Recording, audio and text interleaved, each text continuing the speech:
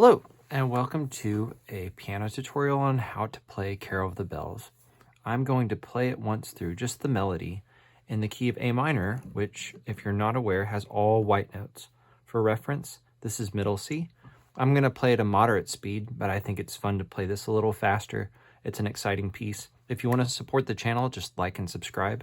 So here's the melody, and you can play this between your hands or just one hand. I might throw up my other hand from time to time, but otherwise, just my right hand. Actually, let's start a little higher. Let's start here.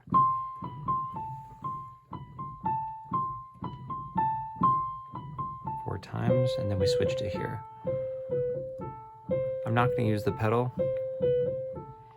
This plays a couple times.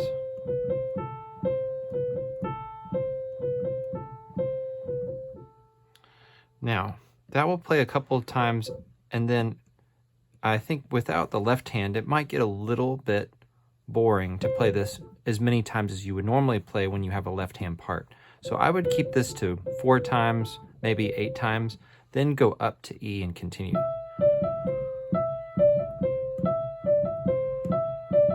I'll go back and talk about how to do that later.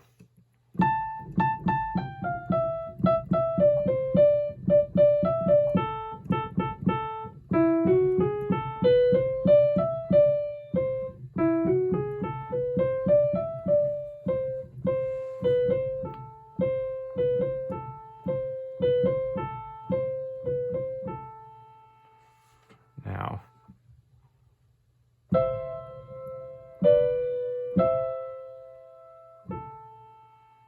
okay, you now know all of the melody parts without extra notes added in.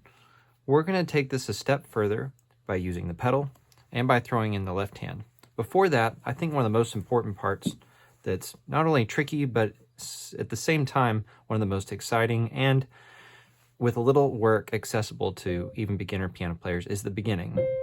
Whether you play it up here or here, it can be played in any minor position. So whether that's G minor, D minor, A minor, okay, where you have a whole step and a half step. We're going to use these 3 fingers, and that's also optional, but I like the feeling of that. And we're going to play our 3rd finger on C, step down to the next note with your 2nd finger B, back up to C, and then skip down to A. Once you get that feeling of rotating to the left, to the right, and then to the left again, that's probably one of the trickiest but most fun parts of the song. And then you start adding speed. Well, first let's talk about rhythm. So this is long. We'll think of a long note, and then a short, long note, like that. If I'm counting 1/8 notes, then I have 2 1/8 notes worth here because it's a quarter note. 1/8, 1/8, quarter, or 1 2 1 1 1 2. There's so many different ways to count it, but one way of writing this is quarter note, 1/8, 1/8, quarter note. If you'll let your hand rotate each time you play a note, that will help. So to the right to play or straight down to play your C, either one. Rotate to the left, rotate to the right, rotate to the left. Okay, work on that. That will get you pretty far, and it's fun to play. Also remember as you add speed that small equals fast, small movements. This is so that you can feel the rotation in your hand. Okay, let's add that left hand in. And I'm going to add the pedal. So after we do this with the pedal down, the sustain pedal, now I'm going to play my right hand here again. So actually, even with the left hand portion, this is all by itself. After I've played 4 times each, now I'm going to start adding in my left hand. I should also say there's a lot of arrangements of this song. This is just one of them. So I play this A, and play your A and then get out of the way. So they play together, and then I rotate and play my pattern in my right hand. Now I play a G and play the same pattern in my right hand without moving. And then I go down 1 note in my left hand, but my right hand stays put. Same thing again, down 1 note, right hand stays here. So there's notes for A, G, F, and E, timed with the first note of my right hand pattern.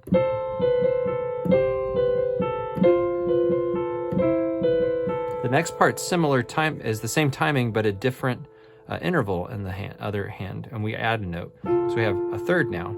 The top note is the same, but the bottom note is going to be a skip away, a 1/3 away. to play a fifth like that. So it goes stepping, stepping. Oops, missed my timing there. Bring my thumb down to E, but then instead of a third, we're going to play a fifth. So think of a 5-finger position, just playing the outside notes. That's A and E.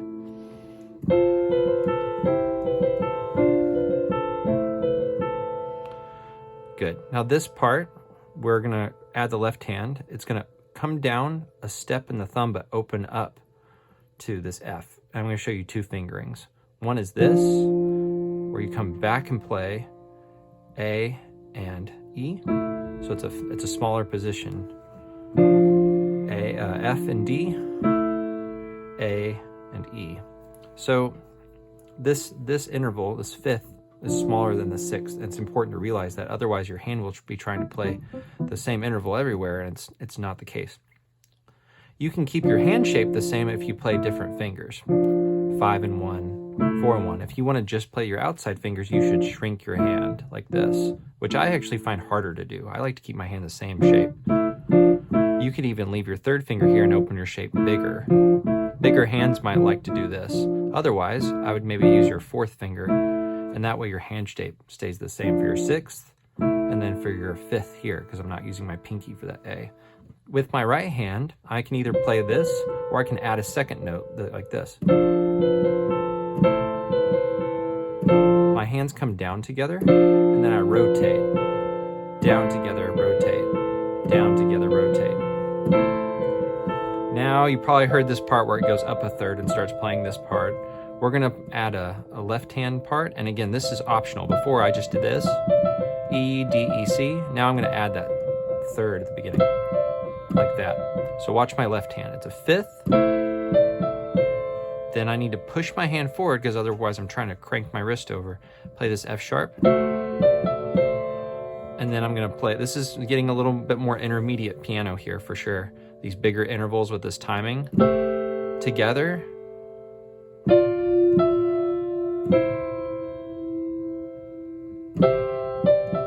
Watch this. There you go. So watch all of that section again. That is a lot of fun to play, but it will take a lot of work with your hands separately and then combining them together. So go back and watch that part of the video and play it slow. This part, you can either play here over middle C or drop it down an octave. Even the part we just played, it could be played here.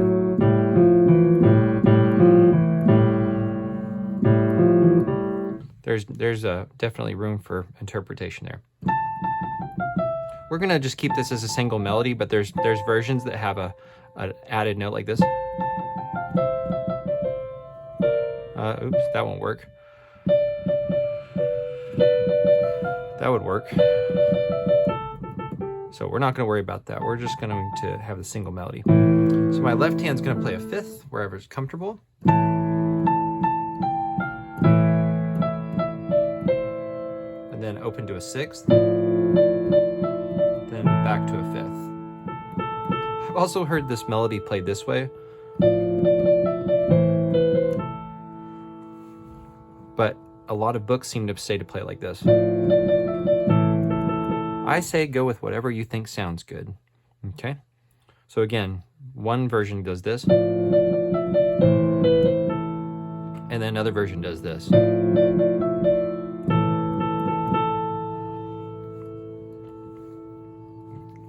Lots of room to embellish here, but we're going to keep moving on and keep it simple.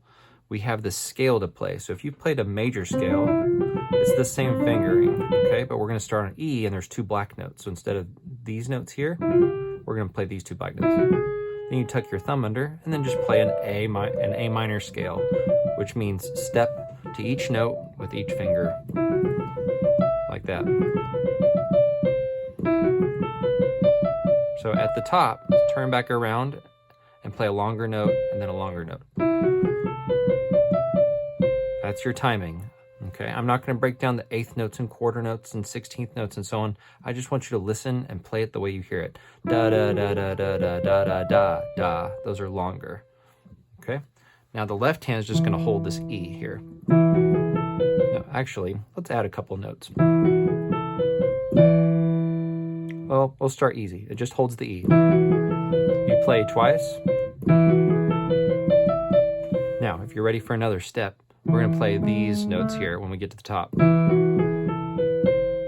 on the D, before you play the E, on the D, play your E in your left hand, E by itself in the right hand, and then D with this G sharp, and then C with this G. Okay, so it sounds like this.